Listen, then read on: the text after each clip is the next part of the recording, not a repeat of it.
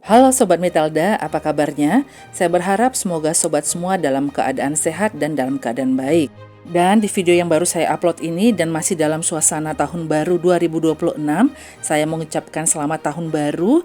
Semoga kesehatan dan berkat selalu menyertai kita sepanjang tahun ini. Amin. Pernahkah sobat semua melihat seseorang yang kerasukan, teman atau keluarga mungkin, atau bahkan sobat sendiri yang pernah mengalaminya? Benarkah kerasukan itu adalah masuknya roh seseorang di luar dari diri kita sendiri, setan atau jin barangkali, atau kerasukan adalah masalah gangguan mental yang dialami seseorang? Nah, di video ini saya akan membahas mengenai kerasukan dari sudut pandang spiritual dan sudut pandang medis, serta kasus-kasus kerasukan yang bisa disembuhkan bahkan yang berakhir dengan kematian. Oleh karena itu, tonton terus video ini sampai dengan selesai ya sobat. Dan bagi sobat yang baru pertama kali menonton, jangan lupa di-subscribe, like, dan di-share ya. Terima kasih. Kerasukan ataupun kesurupan adalah kondisi seseorang yang kehilangan kendali kesadaran atas tubuhnya sendiri. Kerasukan seringkali disertai dengan suara berbeda dari biasanya, perilaku ataupun tindakan seperti orang lain ataupun hewan. Secara spiritual ataupun budaya, tubuh dianggap telah dikuasai atau dikendalikan oleh makhluk gaib seperti roh, hantu, jin ataupun dewa yang tidak dapat terlihat oleh mata sehingga menyebabkan perilaku yang berbeda ataupun berubah. Tetapi secara medis atau psikologis, kerasukan ataupun kesurupan adalah possession trance disorder atau termasuk ke dalam gangguan disosiatif, yakni gangguan mental. Gangguan mental ini menyebabkan hilangnya sebagian atau seluruh integrasi pikiran, memori, identitas diri, kontrol gerakan tubuh, serta lingkungan sekitarnya. Penyebab possession trance disorder atau kerasukan. Faktor-faktor yang mempengaruhi adalah faktor genetik ataupun keturunan, faktor budaya dan lingkungan yang mempengaruhi pembentukan watak dan kepribadian seseorang. Stres psikososial seperti kesulitan ekonomi, kematian keluarga dekat, juga konflik agama ataupun budaya. Peristiwa di masa lalu yang menyebabkan trauma, terutama pada masa anak-anak, contohnya mengalami kekerasan seksual, terlibat dalam perang, dan menyaksikan bunuh diri. Di Indonesia, kondisi kerasukan ataupun possession trance disorder ini sering dikaitkan dengan agama, budaya, dan lingkungan. Maka jika seseorang mengalami kerasukan, biasanya psikolog ataupun psikiater tidak hanya memeriksa kondisi psikis dan fisik pasien saja, tetapi mereka juga akan melihat latar belakang lingkungan dan budaya di mana pasien tersebut dibesarkan. Nah, seseorang baru bisa dikatakan mengalami kerasukan ataupun possession trance disorder jika ia mengalami gejala-gejala ataupun faktor-faktor yang disebutkan tadi tanpa disengaja yang terjadi di luar praktek keagamaan ataupun budaya, serta tidak dipengaruhi oleh kondisi medis tertentu seperti cedera otak, epilepsi, dan efek zat psikoaktif apapun.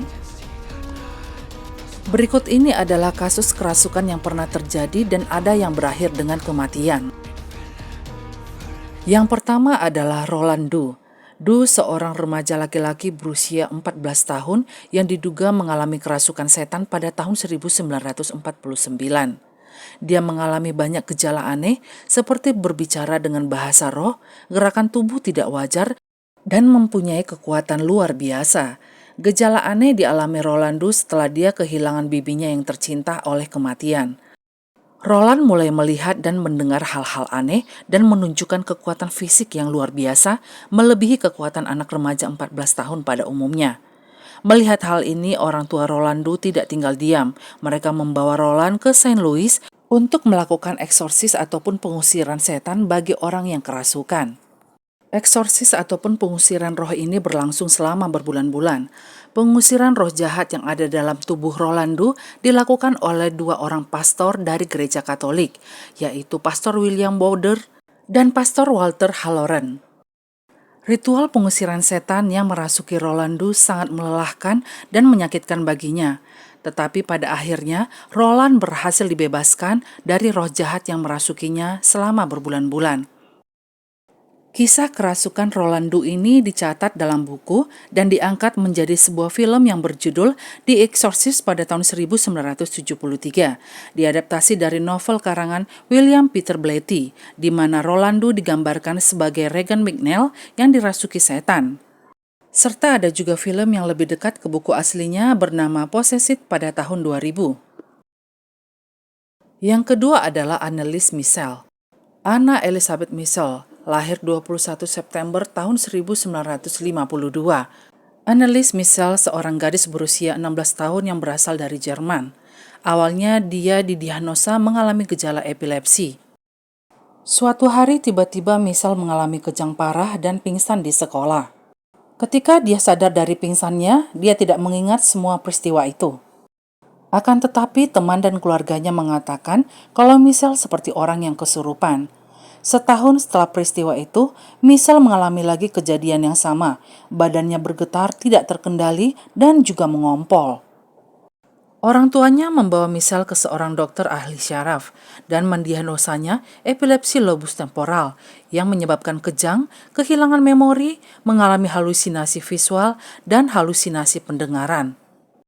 Setelah meminum obat dari dokter, Michel semakin sering melihat wajah iblis dan mendengar bisikan di telinganya. Delusi Michel semakin parah.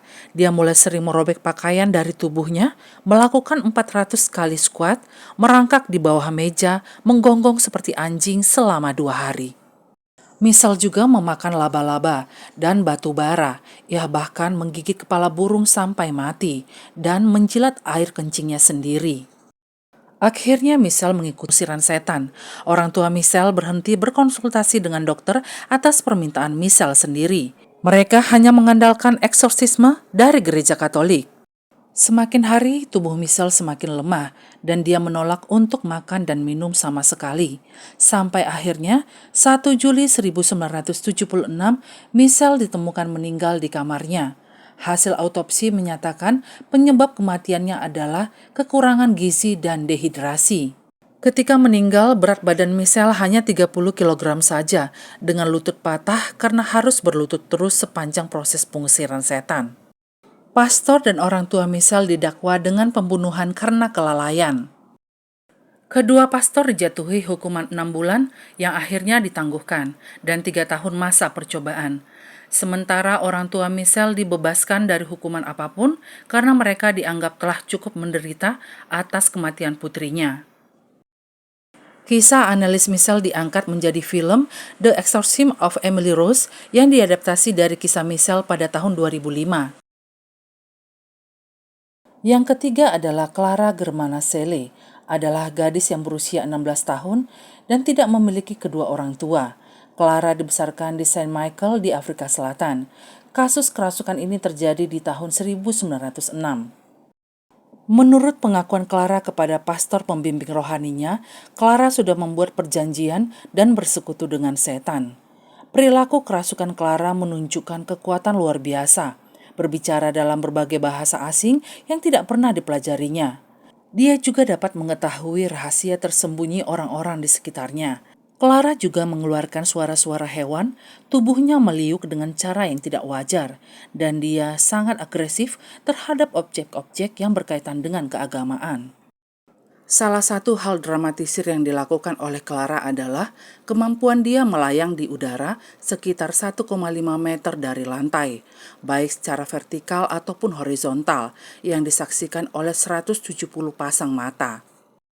Clara menjalani eksorsis yang dilakukan oleh pastor Katolik, Pastor Erasmus Horner dan Pastor Marsueti. Ritual berlangsung selama 2 hari. Selama proses pengusiran roh, Clara dilaporkan mencoba mencekik salah satu pastor. Pada akhirnya, roh tersebut diyakini telah keluar. Clara kemudian pulih dan menjalani kehidupan normal selama beberapa tahun. Namun di tahun 1912, Clara meninggal dunia karena gagal jantung pada usia 22 tahun. Yang keempat adalah Emma Smith atau Anna Eklund. Kasus pengusiran setan Emma adalah kasus kerasukan yang paling terdokumentasi dalam sejarah Amerika yang terjadi pada tahun 1928. Emma mulai menunjukkan tanda-tanda kerasukan pada usia 14 tahun. Diyakini bahwa bibinya dan ayahnya menaruh ramuan sihir di dalam makanannya. Dalam kerasukannya, Emma memuntahkan benda-benda yang kelihatan mustahil ada dalam tubuh manusia, seperti daun tembakau dan potongan-potongan makaroni. Emma juga berbicara dalam berbagai bahasa seperti Latin, Jerman, dan Inggris yang tidak pernah diketahuinya sebelumnya. Emma berbicara dalam nada tinggi dan geraman yang dalam. Emma juga menunjukkan kekuatan luar biasa. Ia mampu melepaskan diri dari kekangan, melayang dari tempat tidur, menempel di dinding atas rumah, di atas pintu seperti laba-laba. Emma pertama kali menjalani proses pengusiran setan pada tahun 1912. Tetapi kondisinya memburuk sehingga diadakanlah sesi pengusiran setan yang lebih panjang dan intensif pada tahun 1928 yang dipimpin oleh Pastor Theophilus Risner dan Pastor Joseph Steiger. Di dalam proses pengusiran setan ini, tubuh Emma membengkak tidak wajar. Wajahnya sampai tidak bisa dikenali lagi. Matanya melotot dan perutnya mengeras seperti batu. Pengusiran setan ini berakhir pada tanggal 23 Desember 1928. Ketika itu Emma berhasil menjalani proses pengusiran setan dan sudah dapat berbicara dengan suaranya sendiri. Kisah Emma ini pun diangkat menjadi sebuah film dengan judul The Ritual pada tahun 2025. Nah, Sobat Mitelda, kasus-kasus kerasukan yang saya bahas tadi adalah sebagian kecil dari begitu banyaknya kasus kerasukan setan yang pernah terjadi di dunia ini. Sampai saat ini, kaitan antara fenomena kerasukan dan gangguan mental masih terus dikaji dan diteliti lebih lanjut. Baik penjelasan spiritual maupun medis memiliki validitas dalam konteksnya masing-masing. Bagi yang meyakini hal spiritual, kerasukan adalah kemasukan roh. Bagi para profesional kesehatan mental, gejala tersebut dijelaskan sebagai gangguan mental atau disosiatif. Jadi apabila Sobat Mitelda mengenal seseorang yang menunjukkan gejala-gejala possession trance disorder ataupun gangguan mental, tidak ada salahnya untuk berkonsultasi dengan psikolog ataupun psikiater hingga mendapatkan diagnosa yang tepat. Konsultasi spiritual dapat membantu mereka yang mencari bimbingan berdasarkan keyakinan budaya ataupun agama mereka, jadi kedua-duanya sama pentingnya. Pertanyaannya adalah, apakah kerasukan adalah kemasukan roh atau gangguan mental? Jawabannya adalah kedua-duanya bisa terjadi, tergantung gejala yang dialami dan diagnosa yang ditegakkan oleh profesional kesehatan terhadap yang mengalaminya. Nah, sekian dulu video kali ini Sobat Mitelda. Semoga video ini bermanfaat dan menambah wawasan Sobat semua. Terima kasih untuk subscribe, like, dan share-nya ya. Sampai bertemu lagi di video saya selanjutnya. Bye-bye.